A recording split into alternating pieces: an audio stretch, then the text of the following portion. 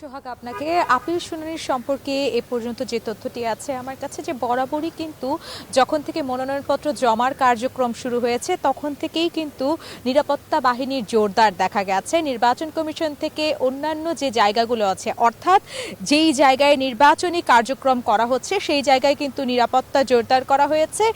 এছাড়াও যদি আমি একটু বলি, গতকাল ৬০টি আবেদন মঞ্জুর করেছে নির্বাচন কমিশন, 34টি আবেদন নামঞ্জুর ও 10টি আবেদন অপেক্ষমান রাখা হয়েছে। আজ 481 থেকে 510টি আপিলের শুনানি হবে। বিকেল 3টা থেকে শুরু হবে, যা চলবে 5টা পর্যন্ত। সব মিলিয়ে গত বৃহস্পতিবারের কথা যদি আমি বলি, 6 দিনের শুনানিতে প্রার্থিতা ফিরে পেলেন 337 জন। পাশাপাশি এই সময়ে 115 জনের আপিল নামঞ্জুর ও বাতিল করা হয়েছে। 33টি আবেদন অপেক্ষমান রয়েছে, অর্থাৎ 6 দিনে কিন্তু 33টি আবেদন অপেক্ষমান রয়েছে। তফসিল অনুযায়ী যদি বলি, প্রার্থিতা প্রত্যাহারের শেষ তারিখ আগামী 20 জানুয়ারি, পরদিন 21 তারিখ রিটার্নিং কর্মকর্তার চূড়ান্ত প্রার্থী তালিকা প্রকাশ ও প্রতীক বরাদ্দ দেবেন।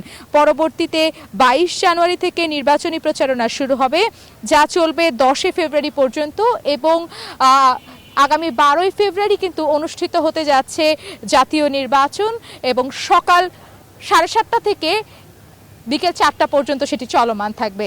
এ ছিল নির্বাচন ভবন থেকে সর্বশেষ তথ্য। সোহাগ। নামিরা, আপনাকে ধন্যবাদ।